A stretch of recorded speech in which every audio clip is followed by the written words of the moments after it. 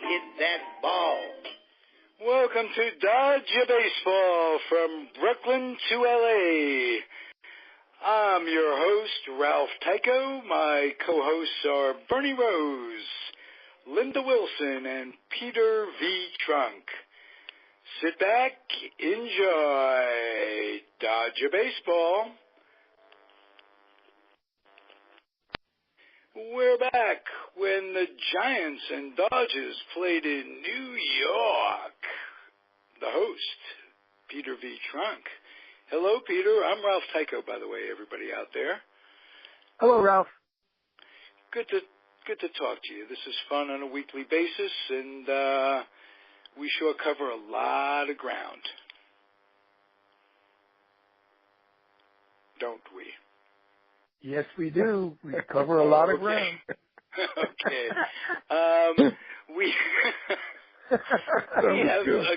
have two guests today. Yes, we're covering ground as we go. Two guests. One is a boyhood friend, actually younger brother of my best friend growing up, and New York City alum, Brooklyn Dodger fan from back in the day, and has remained a Dodger fan in L.A.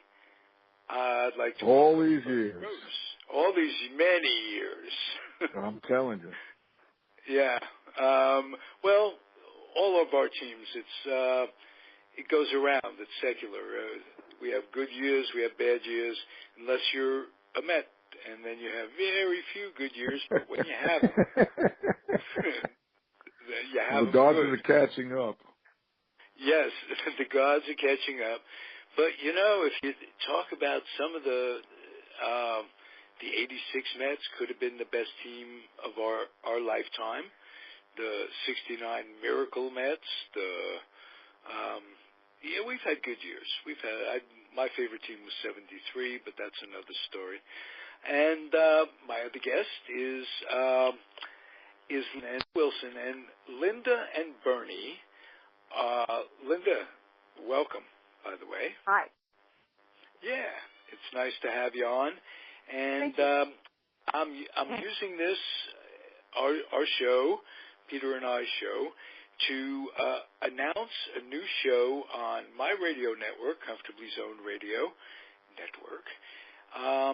And it's going to be Los Angeles Dodgers, past, present, and future. That's a working title for the name. And Peter and Linda are going to co-host. They're an excellent dichotomy of folks. One, Linda, a native Southern California-ite, if I'm not mistaken. That's correct. And Bernie, of course, from New York. And I think the dynamic is terrific. And the nice part is that both of you can, and Peter can guest on their show. You guys can guest on Peter's show, because the crossover is incredible in terms of the interest from the last team in Brooklyn to the first team in L.A., and 1 year later, already they're in the World Series, which is incredible. Yes, and win it. And yes. Yeah. And I was born that same year. Oh wow! Oh my God! So I credit that for making me such a fan. Yeah. There you go. I know I was how you 8. became it.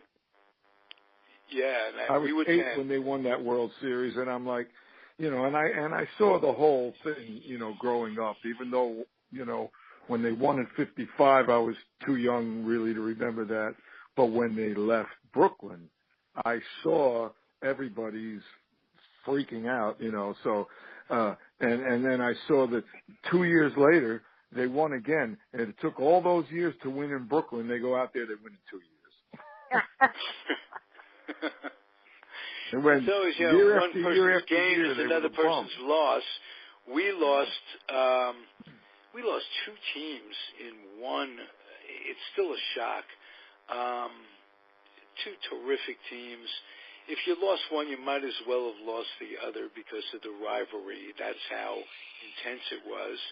And the nice part is that the rivalry, if there is a nice part on one level or another, and I might add, Peter has remained a Dodger fan all these years. Am I correct? You're correct. I love those Mets, though. I gotta love those Mets. Right, and Bernie loves the Mets, and Bernie loves the Mets too. There you go. Gotta love them. Yeah. Especially this year, and I keep going back to this could be one of the greatest pitching staffs, certainly the greatest five-man pitching staff, because that's only been going on for about 25 years. But it has the potential to be the greatest five-man pitching staff in history. And potential is nothing more than you ain't done it yet. So I'm for that. But so Bernie became a baseball fan because your uncle was a famous baseball writer in New York. Now, not so much famous. His name was Murray Rose, and he was a boxing writer. And he got you and your brother, and through you guys, me, tickets to great seats to so many games. Everything. That we were everything. Roller derby, boxing. Yeah, we even went to roller baseball, derby. You're right. The Titans. Did you go to the roller derby? Mert and I went to the roller derby a lot. The 14th Street Armory, absolutely. I used to watch it on TV. Yeah, the Chiefs. And believe it or not, there's a Facebook page on New York Chief roller derby. Yeah. That's hilarious. I subscribed. Not much. All I remember is the Gannons. Mike Gannon, and he had a blonde. Gammon with M. Mike Gammon. And his mother, Judy, I guess, was her name the same, Judy Gammon? Or was Judy No, I don't think Mike Gammon. She had a different name. Yeah. There were two sets of a father and son thing, and a mother. She had a different name, but one was a mother. And one other piece of roller derby trivia, till we get back to baseball. One of the skaters on the Chiefs was a guy by the name of Bill Robinson. He was Sugar Ray Robinson's son. I didn't even know that. Yeah. Interesting. Yeah, that shows you what goes on in my mind. You could say, well, there's nothing trivial about baseball, but you can't say that about roller derby. No. If I'm remembering roller derby, something's really seriously wrong. I'm blocking out other memories that I need going out of my head. And it's working quite well, I might add. And I might subtract. Linda, how did you become a sports fan? How did you become a baseball fan? Well, my dad was a big sports fan, and growing up when I was really small and really not able to appreciate the game, of course, Sandy Koufax was his favorite player, but that's the one that stuck in my mind all those years, and just actually, I live in San Diego, and so after the Padres became, Major League expansion team, our family followed them, but I think I just kind of wanted to be a Dodger fan all along, because when I was about 13 or 14, I developed a crush on Steve Garvey. But then it went from there, where I became a serious fan, where I just really followed the game passionately, not just the Dodgers, but following baseball, mostly National League and a little bit of American League, maybe like with the Angels. But, after the DH, of course, I was, strictly National League fan as far as appreciating the game more on that level. You're a traditionalist. Yes, I'm very much a traditionalist, very, very purist, and I never really liked interleague play, other than the line one of my friends uses is that he only believes in interleague play from 4 to 8 games a year, 1 in July and 4 to 7 in October. So those are the only ones that really matter. And anyway, I've over the years been more of a baseball fan than anything, although I do like football, basketball, and a little bit of hockey. But I'll follow baseball at just about virtually any level, and I follow college baseball and high school baseball and the Little League World Series and everything. So I've just always liked the game itself. So that's me. You're in San Diego, and if you say you follow college baseball, this was the week that Tony Gwynn would have turned 55 years old. 56. Yesterday he would have turned 56, and he was just a few months younger than me. Yeah. Wow. So, great loss. There's no one I've ever talked to in baseball that didn't hold Tony Gwynn in the highest regards. Mm-hmm. Yeah, he's absolutely, just absolutely the gem of San Diego, and people, will always love him here. And I remember him when he was, at San Diego State playing both, basketball and baseball. So he kind of, grew up and became, the legend that he is right here. And it's hard not to imagine. I mean, it's hard to imagine San Diego without him, but he hasn't been around for 2 years now, and it's been a whole different time. Yeah. It doesn't hurt to win 7 batting titles or however many he won. I was a great hitter. Yeah, absolutely.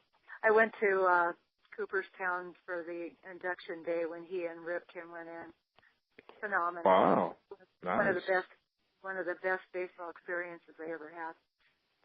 I can well imagine. And his kid's a major leaguer, so what are you going to say? Well, Tony Jr. is technically, I guess, retired now because he is now one of the post-game show hosts on Dodger Talk. So really? Is he? We get to listen to him after Dodger games. And I didn't realize, I guess he just, hung it up very quietly because I didn't realize until they announced that he was going to be a host of the show that he was actually out of playing baseball. But, that's just been this year. He's only, been back with the Dodgers for a month now. So.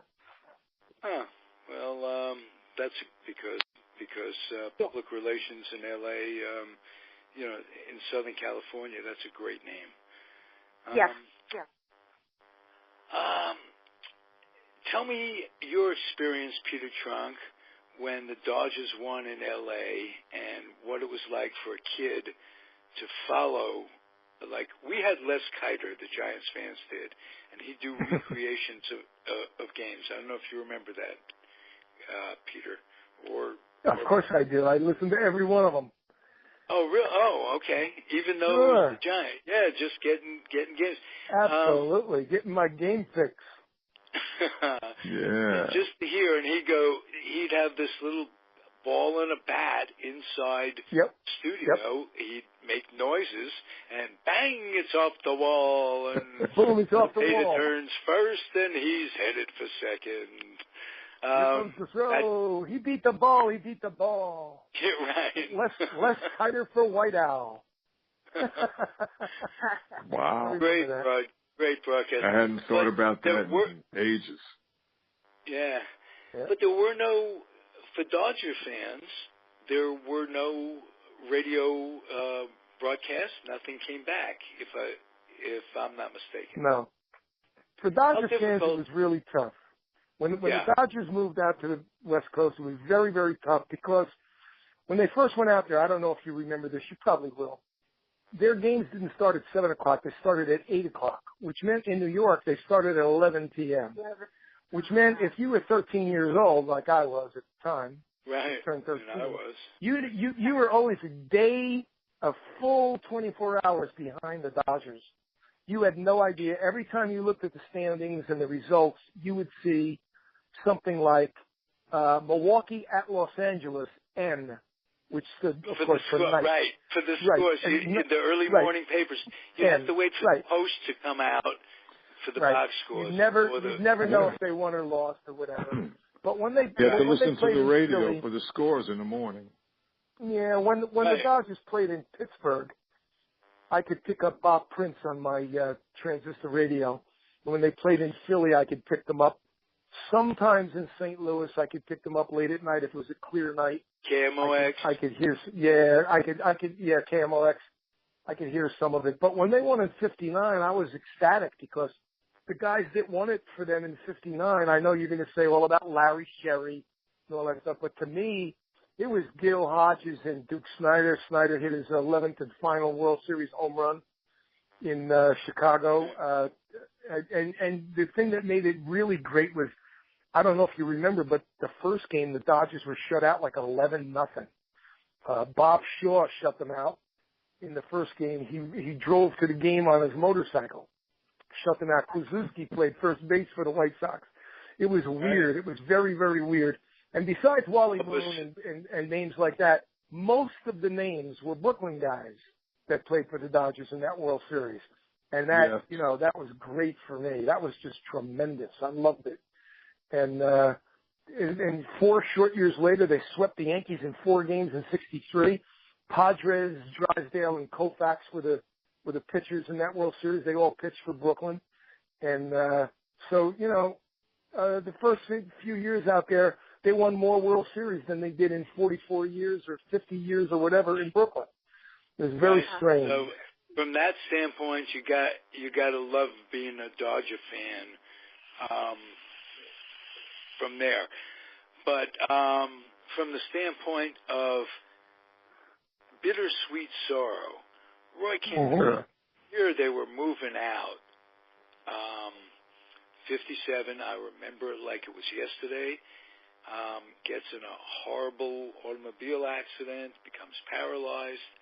And the one nice thing, Peter and I have been doing the show long enough, 12 weeks. We have gotten opinions of Walter O'Malley from people who were there, people who know, from fans who felt wrath of their leaving, from insiders, from Brian Parrott.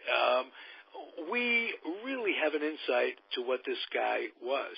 He was one of the most incredible assholes that ever lived. He was a really horrible person. But he redeemed himself to a lot of people and kind of put an asterisk towards that horrible person. When he had Campy night first night in the Coliseum, like 70,000 people. And 93,000. 93,000. How many? 93,000. 93,000. Whoa. Yes. And I don't know whose idea it was. I have to go. O'Malley approved it, so I'll give him the credit. But they turned out the lights, and everybody lit a match. It was before the days of big lighters. I don't know how people got high. That actually happened in 1960, Ralph. 2 years after. Oh, did it really? May 7th. 1960. May 7th. I thought that was... Okay, May then I'm 7th, mistaken. I thought that was the first year. But I thought that was the most touching thing I'd ever heard. And every year he brought Campanella out. He brought him to, I don't know if it was Vero Beach, Dodger Town. He had him as an instructor. He took good care of Roy Campanella. And he paid his salary, too. He paid him his regular baseball salary for about 4 or 5 years. Right. So, you can't, when you judge a person, you have to take it all into consideration. He's not forgiven for taking the Giants. Some say that for taking the Dodgers, he didn't take the Giants. The Giants were going to go. The Giants were on the way to Minneapolis. He put the kibosh on it because he owned the St. Paul franchise, so he was able to renege the deal the way I've heard it, and because he knew that to make it work on the West Coast, you had to have a rivalry, and you had to have 2 stops for a team to make on the West Coast to make it profitable. If you're going to fly a team out 3,000 miles more or 1,500 miles more than St. Louis, you got to do it to see see two teams on the trip. And he was right about that. And gold seemed to have fallen in his path in L.A., given that stadium and given what the land that he got. The deal was incredible. Now, Peter thinks that whole move and that whole deal was in the works long before 1957. What are your thoughts on that, Peter? Well, my thoughts on that, I can't back anything up really, Ralph. I mean, like when they left, I was 12 or 13 years old, 12 going on 13. I don't have anything that I can sit down and say, look, here's concrete proof of this and concrete proof of that. But you and I have both spoken to people that were there and are a little bit older than we are, and they swear that these negotiations, no matter how under the radar they were happening long before 1957, 1958. There were stories about when the Dodgers went to Japan after the 56 World Series.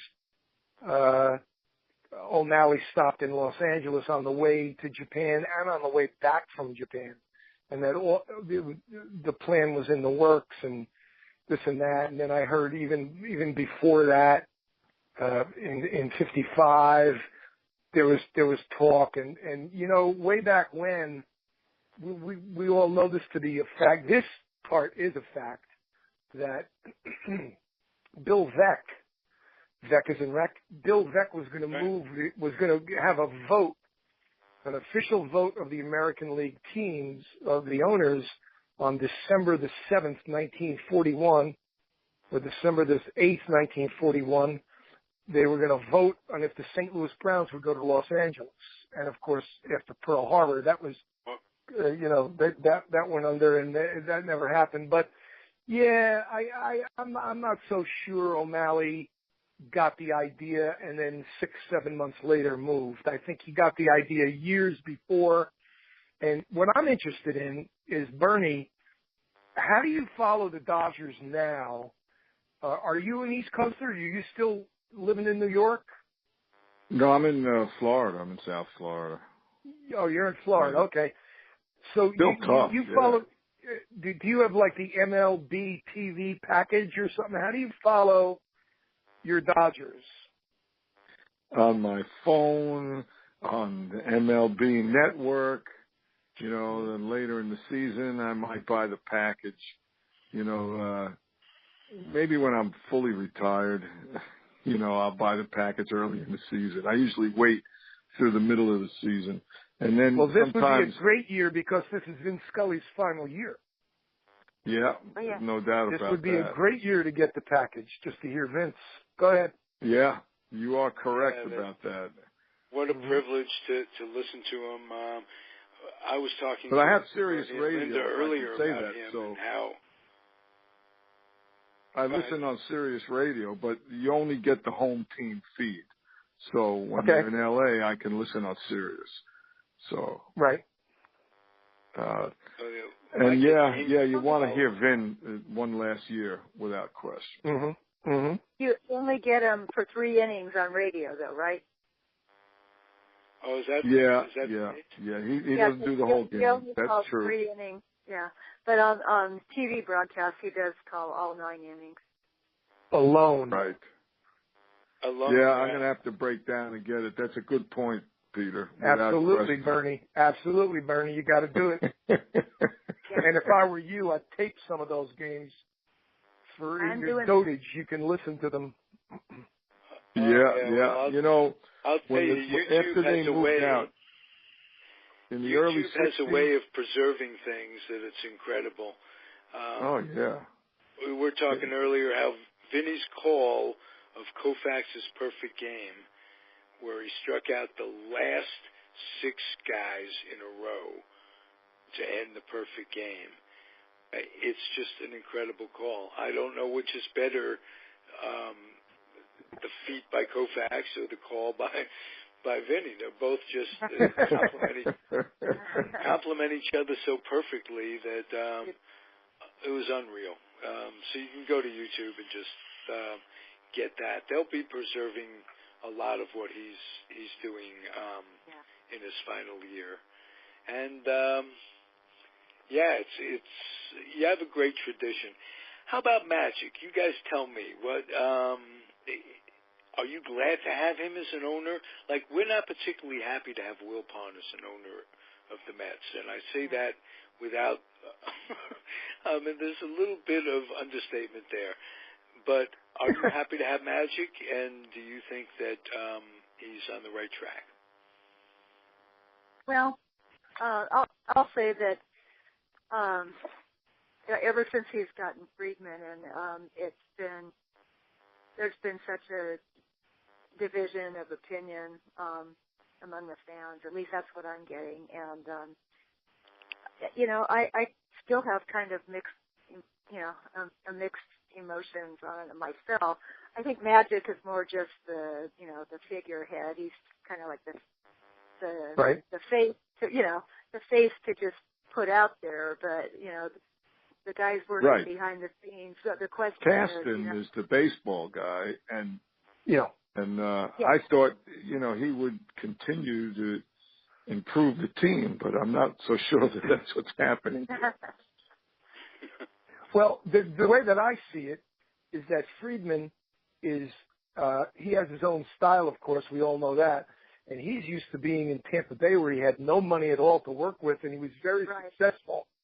And all of a sudden he's got all this money, and he didn't sign Greinke. That's not looking so bad right now, but he didn't spend a whole lot of money. And it seems to me as if the Dodgers are the deepest team. Seriously, I'm not trying to blow smoke here. The Dodgers are probably the deepest team, except for their pitching staff. They're the deepest team in the history of baseball. They got guys down in AAA that are you familiar with the term 4A? They're 4A players. Okay, they're all over the place. They got like 6 third basemen, 6 shortstops, 6 second basemen, 6 first, 6 catchers, 6 center fielders. They're so deep, but they don't have Giancarlo Stanton. They don't have Bryce Harper. They don't have what the fans in LA thought that they were going to have once this conglomerate took over. They had billions and billions of dollars to spend, and Dodger fans were giddy, and they thought, we're going to own everybody. We're going to be the new Steinbrenner Yankees. We're going to have 8 All-Stars and a great pitching staff, and we're going to win 100 games a year for a decade and all that stuff. Didn't pan out that way because that's not the way Friedman works. Friedman doesn't work that way. He's a sabermetric guy.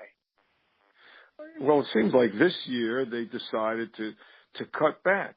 So they signed the same 2 second basemen. Now, Kendrick, I don't know why he's not hitting this year. And Utley isn't actually doing badly.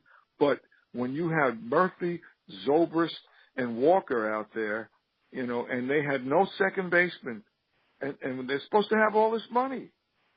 Yeah. Why didn't they sign one of these guys? And they're all doing great. Well, Kendrick's a good ball player. Kendrick's going to come around. Yes. Kendrick. So what is their present payroll? You know what? I wouldn't be able to quote it off the top of my head. Okay. Is it $300 million?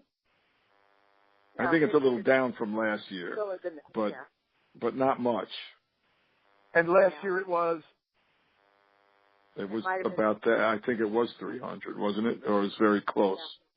Because when I was on the Dodgers on the game of the week here in New York, sometimes they're on the game of the week or the game of the whatever.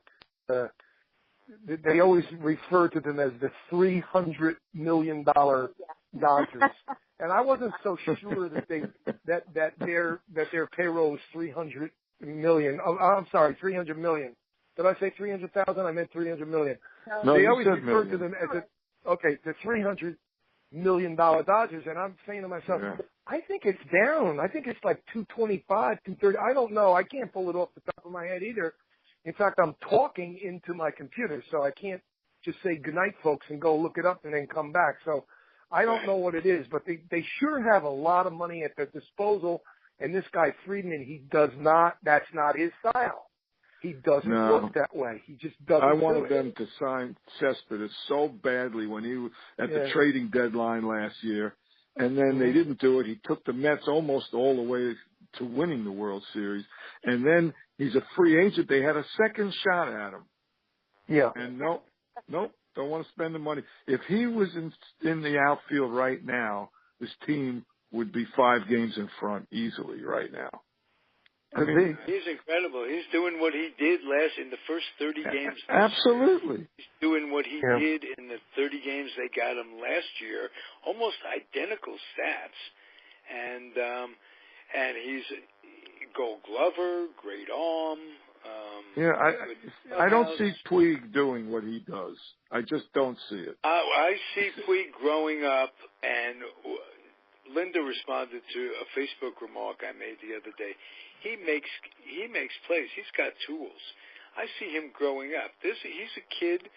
Come from, I think he's Cuban, if I'm not mistaken. Yeah. You come from a different culture. You got a different way about you. It's. I think they're being patient with him. I think you're going to have a guy who's on a par with Trout, and he's a good Well, that's ball what player. they're hoping. Yeah, he looked like that for 2 weeks when he first came up, 2-3 weeks. But since then, he was on fire. Right. Yeah. And then something got him. He got a hot dog. He got the hot dog in him for some reason. Yeah, he did. And there were problems with that whole first season. What were you going to say, Linda? I'd like to get your input on that. Yeah, Linda, let me hear it. What I've seen is that, and read a lot and heard a lot of people talking about, is that Dave Roberts has really done a lot of work instilling values in him that would make him more mature. And Adrian Gonzalez has befriended him and spent a lot of time with him in the off season. And they were seen at a lot of events together in the off season. They attended not the Caribbean Series, but one of the playoff games leading up to the Caribbean Series. And Adrian is all class, and I think he has had a positive influence on him. So I think maybe with new leadership and turning the page, we've already seen signs of him growing up in the first. Oh yeah, the hot dogging has stopped. I mean, but it's the hitting is that what concerns me, especially when guys are on base. He's just not getting it done. No, he's not. And his on base. Well, you were talking about the whole Dodger team doesn't seem to hit well with guys on base. No. I brought that up, when we spoke a little bit earlier, and it seems that's been going on for a number of years. Yeah, right. Several years. What is that coaching? You think is batting coach or? That's what organizational? I'd love to get Peter and Linda's take on that because it's got to come from the organization. Well, last year, if I just get it to you real fast, last year the fans hated McGuire as a batting coach. McGuire, They blamed all of Peterson's problems on McGuire. Right. They said that he had him swinging for the fences and striking out all the time and this and that. So they eschew McGuire and they bring somebody else in. And Peterson has improved. He has improved. But their bullpen is like, oh, God. Just horrible. It's like a high school team, their bullpen, except for Kenley. But, Jansen, that is. And the rest of them, all they do is come in and throw gasoline on the fire. They're horrible. Well, everyone. I don't know why they brought back all those same guys. Why'd they bring them all back? And what I don't understand is when teams are so strong in an area and so weak in another area, and you go across country and there's another team that's so weak in that area where you're strong in, and vice versa. why there aren't more deals being made. Is it all money? We used to be many, many more trades that, 6-player deals, 3-team deals, fill in holes. Good deal, what they call good deals for both teams. And I don't know if it's a mistrust within baseball where general managers are afraid to deal with each other because I think the contracts are different, Ralph. The contracts themselves are different. They're ironclad in many ways. I won't be traded to this team. I won't be traded to that team. This and that. That's in their contracts. They can't wheel and deal like they used to. Good point. Well, who's forcing management to sign that type of contract? And is it in the best interest of baseball? And are they giving in too much to the unions? Remember how management always had it in their favor when we were growing up. I think the pendulum has swung an awful lot in terms of unions. Yeah, it has. Yeah, well, all the collusion and everything, it made the union super strong. Yeah, it did. Right. And, with free agency and everything, I mean, the game has changed. There's no question about that. Right. Well, if you're a general manager and you have a chance to get Cespedes, or you have a chance to get Bryce Harper or Giancarlo Stanton or Mike Trout, you almost allow them to write anything into their contract that they want. And then you're quote unquote stuck with them and that contract. You just can't wheel and deal like you could back in the 50s, 60s, and 70s because there's so many opt-outs and opt-ins and this and that. Right. You can't touch this. You can't touch that. That's why you're not seeing these deals. And it's really a shame that the Dodgers had all winter long, and they didn't do a damn thing for their bullpen. Nope. In fact, they didn't even re-sign Kenley Jansen. He's a free agent at the end of the year. I know. That's what I'm saying. They didn't even lock him up. They got nobody next year. If they don't have him, it's forget about it. You are 100% correct. It's amazing. We're going to have to bring up everybody from AAA. I just want to say one thing about the changes in baseball and being a traditionalist. I never thought I'd hear this. The wild card generates an awful lot of interest. When you have this many teams. Oh, that's great, It really is great, and I never thought I'd hear myself say that. In a way, it cheapens a lot of it, but you have to keep so many. You have to X number of teams involved till the very end, and it certainly does work. So some changes are good. I'll never go along with the DH. I don't care if you can't field. It'll show. They'll hit the ball to you. They'll find you with the right when you put a guy in, he can't field. The ball finds you, and can't hide. You can't hide unless you're a DH. And the other day, I was lucky enough to have Ron Blomberg on, the first DH ever. Oh, right, Ronnie Blomberg. Yeah, he didn't even ask him if he liked the DH. He liked it. He's gone through life with that idea, but he's about the only one that likes it that much. So, anyway, this has been a great show. Go ahead. I have to ask Linda and Bernie. What do you want to do with Julio Urias? Well, he's 19 years old. What do you want to do with him this year? Well, that was bring him up. One of my well, why not? Go ahead, Linda. It's very tempting that the fans obviously want to see him, and I don't. Fernando was only 19 when he got called up, and that was towards the end of the season, of course. But I have a feeling we are going to see him, maybe sooner rather than later. One of the things, getting back to the comments about Friedman, I think that what a lot of fans are putting their faith in is just that he has helped to rebuild the farm system, which was being decimated, kind of the last part of the McCourt era. So I think maybe even if it takes a little time, they want so much to prove that that they can build from within. Even though the point's at, they could have signed somebody in the off season. They could have signed a big hit. But I think if people do see that, young guys like Urias come up and some of the other guys they have, if they do kind of build themselves back into the kind of teams that they used to do, homegrown talent all the way.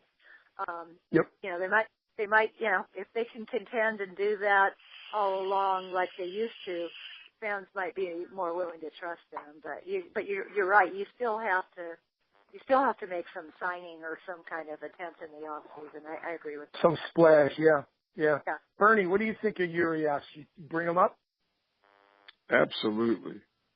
You bring him up and put him in the bullpen, or you put him in the starting rotation? Well, is that what he's doing? He's starting down there? Yeah, he's starting down there, but the rumor is if they bring him up, he's going to the pen. Yeah, and I wouldn't mind that. We need him there. I wouldn't mind. I think right now that's where you put him. He could always be a starter next year or the year after, but they need a lot of help in that pen, no question about it. And with Howell not pitching well so far, I mean, they just have so many holes. I mean, it's unbelievable. And Turner's not hitting. Nobody's hitting. No. I mean, no. Even Corey Seager's not hitting either. Nope. No. But that's have to come around. Dodger Stadium. Gonzalez is 0 for 33 at Dodger Stadium. Oh man, yeah, I know he's got in a cold slump too. But I looked some stats yesterday in anticipation of this. I mean, and I was shocked because I hadn't been really looking at the team stats that much. Utley is leading the team in on-base percentage. Utley. I mean, he's 37 years old. He was signed as an afterthought. That's not a good sign. Right. No, it's not. Definitely not a good sign. Although I do have to say, I'm impressed with what Utley has done. Considering what he did last season, yes. I'm impressed that he's had a really good start to this season. Absolutely. And the way Kendrick was hitting, I know you got to play him to get him out of his slump. But, I'm surprised they didn't play him a little more. But Kendrick's starting to show signs of getting out of it, so. Right. I mean, how did they work it with Kendrick and Utley? Well, Utley was really just supposed to kind of be the backup. And, maybe they'd switch Kendrick around, give Turner a day off and things like that. With all the injuries, they even put Kendrick out in left field. Oh, really? But, I mean, Crawford's not hitting. Nobody's hitting. They had four left fielders on the DL at once. Yes. Wow. Yeah. Van Slyke's still out. Van Slyke's still out, right? Ethier's out. Ryu is still out. When the hell is Ryu coming back? Yeah, well, that's the one I want to see back. I really do. Well, they need him desperately. Yeah. Every time he gets close to coming back, he has a setback. Yeah. That's not good. But nobody seems to know. I know. That hurts. Yeah, It really does. It really McCarthy does. will be back before him at this rate. If the Dodgers had if they moved Maeda up to number 2, and if they had the old Ryu back, you could see a great top 3 starting pitching. Right. And I think that Maeda is more than filling in for the loss of Greinke. Well, he's great. He's been doing great so far. Yeah. He's great. Yeah. Really has been pitching very well. Yeah. Very well with a 1.66 ERA. Yeah. Exactly. Yes. He's a professional pitcher. He knows what pitch to pitch and when to pitch it. He reminds me of the Yankee guy, Tanaka. To me, he looks like a carbon copy of Tanaka on the Yankees. Yeah. Yeah, I've been impressed with him. It's just unfortunate. I mean, I didn't think Kazmir was a good sign. Certainly not for the money, but he's been just horrible. Yeah, he's terrible. Wood, Wood, same thing. Yeah. Wood, I'm not sold on Wood. Yeah. Not at all. No. So they anybody down in the farm that you guys like who's got a bullet attached to him down low that you've been looking at? I mean, well, besides Julio Urias, there's a right-handed pitcher named De Leon. Am I saying his name correctly? Yeah. He's supposed to be really good too. I mean, really good. He's rated way up there. So they have pitchers in the minor leagues. Who knows? Yeah, Zachary just unfortunately never really seems to be what they want him to be, which is a shame. Well, if they can get back to developing players the way they used to, we might be looking at a pretty good near future, but it's still yet to be seen. Absolutely. Yeah. Now, who's the young kid? Who's that first baseman, the young kid that obviously couldn't make the team because he's a first baseman? He's like one of the top rated in all of the minor leagues, but I forget his name. Yeah, and I'm drawing a blank on the name too, but I know who you mean. Yeah. Yeah, I saw him playing in spring training. He looked great. To me, the Dodgers have too many guys like Trace Thompson every year, and I'm not putting a knock on Trace Thompson, but they have like 4 of them on their team every year, and they're like a guy, like if he was forced to play every day, he'd hit 10 home runs, he'd drive in 48 guys, and he'd hit 247. But they got like 7 of those guys in their system. I don't know what the heck it is, man. It's just where did all of the big sluggers go? Where did the Hanley Ramirez's go? And the guys that they were lights out. They were hitting balls like laser beams and stuff. They're all gone. Turner could be washed up. It could be over for Turner. He's got a horrible knee. Horrible. Maybe Sager, maybe, I'm saying with a capital M, maybe Sager is phony. Maybe he's just been talked about so much and his brother is so good that we're expecting him to be the next, really great ball player. Maybe. But and Kendrick, although they're pros, put a fork in both of them. They're gone. And after this year, Gonzalez is going to be over the hill. And if Puig doesn't work out, you got a lot of problems on that team. Catcher doesn't hit for average. AJ doesn't hit for average at all, and yet Kershaw needs him to stay there to catch him. And they just got a lot. I just have to wonder if Turner's hurt, because the last 2 years he was great. And in that series against the Mets, they couldn't get him out in the playoffs. Yeah. If anybody else would have hit, and then it went 5 anyway. I mean, and if they didn't let that run score with that stupid play, and unfortunately it was the rookie's fault, the game was 2-2. They still could have taken the Mets out, but they couldn't get Turner out. I wonder if there's something wrong with him. I don't understand. He finally hit a home run, but he only got 1 home run and 6 RBIs, and he's hitting 250. I don't get it. That's not the Turner I watched for the last 2 years. Yeah, he must be hurt. Ralph and my brother, they were going, he never did this with the Mets. It didn't matter. He was unbelievable. But I don't know what's going on this year. Yeah. I don't know. Well, think if you were the Braves and you had the Uptons and Hayward as your outfield. And look what happened with that. All that potential that is gone. Those guys were a little overrated too, though. Weren't they? Yeah. Right. That's true. Well, that's true. They were but here's the one thing that we haven't talked about, if you don't mind. Okay. And think about it. We all go back a little ways. The Dodgers, from the time I was in a Dodgers uniform when I was 3 years old and Mert was 7. And I wish I still had that picture. Maybe Mert has. But the Dodgers were around the World Series or in the World Series or always in the pennant chase every single year. And the biggest stretch I remember was from 66 to 74. Oh my God, they didn't go to the World Series for 8 years.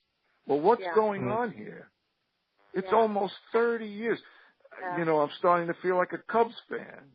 Well, time out. They won their division 3 years in a row. Yeah, it's not like they never disappeared. No, Right. well, the Cubs, that was a bad shot, but because they're still usually competitive, they're always competitive. They're always good. That's one thing you gotta like. They're always and they make the playoffs a lot. They do, where the Cubs didn't make it for years, you know. But no World Series since '88. Yeah, that's for.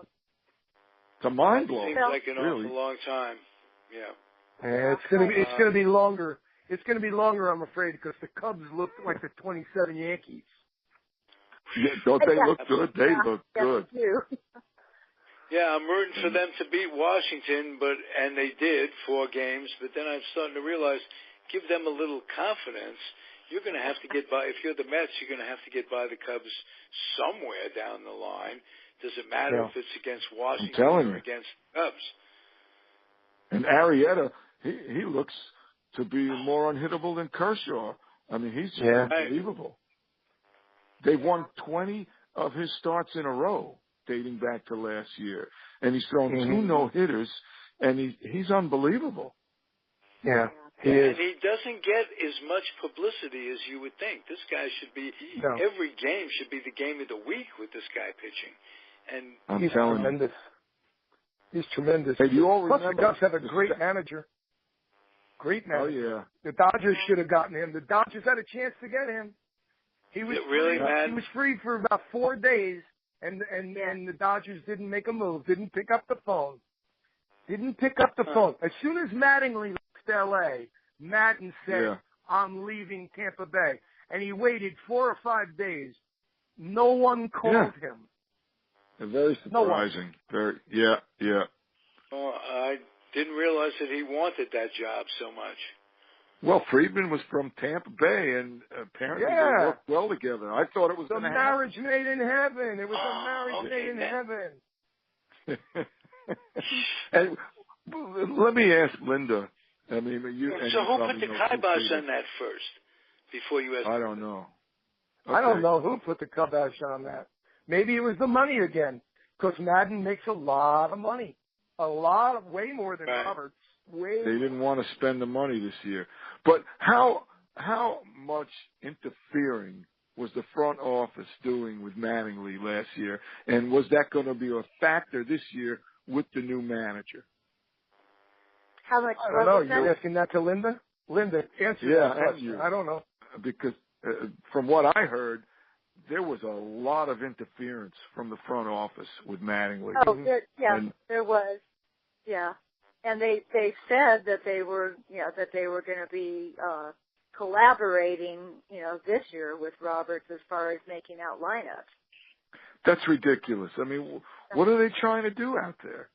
You get a manager who can manage, and you don't worry about it. Exactly. You give him he's on the field. You give him the power. I never heard that put.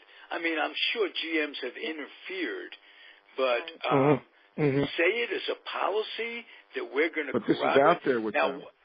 How's your player going to go? You didn't stick up for me. You let the GM decide to play this guy over me. Maybe there's your answer why Madden is not there. I think so. That's very possible. Absolutely. He's not going to put up with that. He's the manager. Right. Well, that's the first time I ever heard that put as a policy that we're going to corroborate. No question that there were powerful GMs. No question that Billy Beane was over Art Howe's shoulder 24/7. And when Socia was getting all the credit for winning with L.A., Art Howe got no credit whatsoever, and he was portrayed as this fat baboon in the movie about the A's, and it wasn't fair. Art Howe was treated poorly. That was at 11. I agree. I agree. Definitely. So we got a new name for the show, Dodgers, the Tale of Two Cities. With 3 hosts. Oh, I like it. I like it. You like that? Yeah. I like it. Have me like on it, that time. Because we're talking, you and I can't do the Giants coverage anyway, and we'll do it this way. We'll take more time. Instead of it being a 30-minute show, like today, it'll be an hour show, and it'll work out good. My producing hat is on, but I have to have your agreement. Yes. Oh, okay. Yeah. 100%. All Yeah. 3? Cool. Yeah. That'll really work. In. And we'll pick a time, whatever's good for all 3 of us. If this is the time that we do it, that would be very cool. Okay. That sounds good with me. Beautiful. Very good. We just gave birth. This has been a wonderful dynamic. This is really nice. I could not let this one go. This is nice. Well, I appreciate the opportunity to talk with all these Dodger fans and aficionados, Ralph. Thank you. This is great. Yeah, it's wonderful. Man, are you kidding? Thank you all 3 for everything involved. This is we never stepped on each other's toes. It worked beautifully. As I was telling Linda and Bernie, the reason I thought those 2 were a good dynamic, because there is no man-woman team in sports talk anywhere out there where either the woman is more capable than the man, and the man becomes defensive and becomes condescending towards the woman. And I knew Bernie was not going to be that way, because he has all the confidence that he doesn't have, and I knew Linda was, just from her writing, was what it was. I'm so pleasantly surprised at the dynamics of the three of you guys that we gave birth tonight. It's wonderful, and we're coming up on an hour, so it's easy time, and we don't have to stretch. And we can get a lot of guests that would be good as bring back Brooklyn Dodger memories and L.A. memories as well. And we could talk to people about both. And I think it's great. I'm very excited. So thank you, guys. We're going to end it, and we'll see you next week, same time, same place. And everybody's happy. Am I right? Thank you, guys. Thank you for listening out there, and I'm just going to tell you to hang in there. And we'll catch you on the flip-flop. Thank you, everybody. Adios. Good night. Bye. Bye-bye.